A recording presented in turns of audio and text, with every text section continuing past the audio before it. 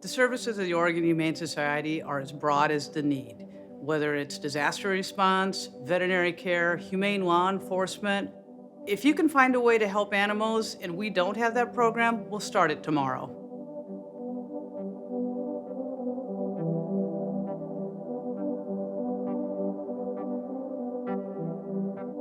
We provide all the public training, educational classes. We also provide training and education for our volunteers, staff, vet students, and we have a behavior rehabilitation program for dogs and cats.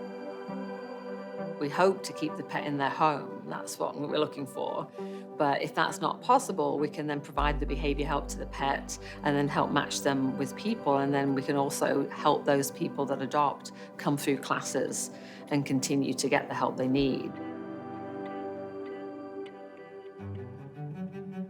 A component of working in the shelter is dealing with forensic cases, which will come in through our humane law enforcement department. And so that involves animals that either have suffered from abuse, cruelty, or neglect, that might need medical care, long-term management, or be part of an investigation case that might last a long time where they need somewhere to stay and be cared for during that process.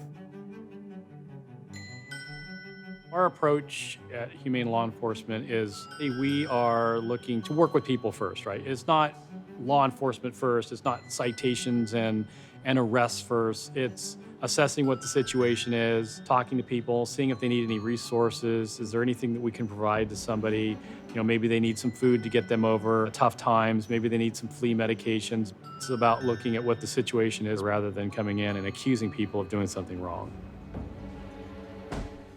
We have an emergency animal rescue team. The Oregon Humane Society Technical Animal Rescue Team, or OSTAR, is our strike team that'll be the first responders, and they're backed up by an army of volunteers and FEMA-certified staff to follow them. This team is there to answer the call to any animal in distress.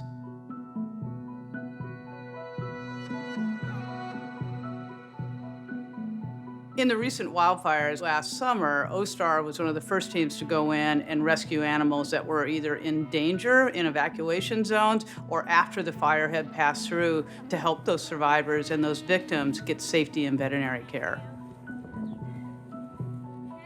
The needs of our community are vast.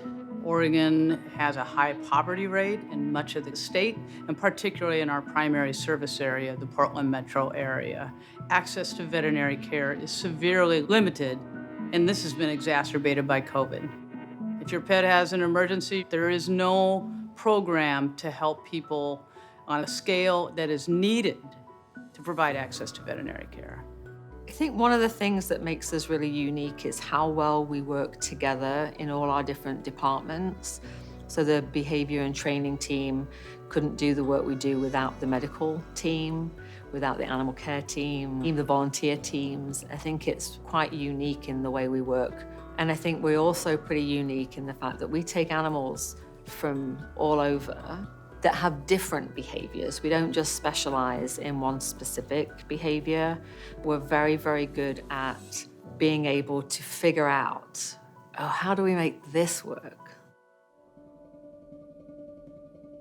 My hope is that no pet ever suffers from lack of access to veterinary care, that every abused animal gets justice, and that anytime there's a disaster, that we have a safe, warm, comforting place for those animals to go right now.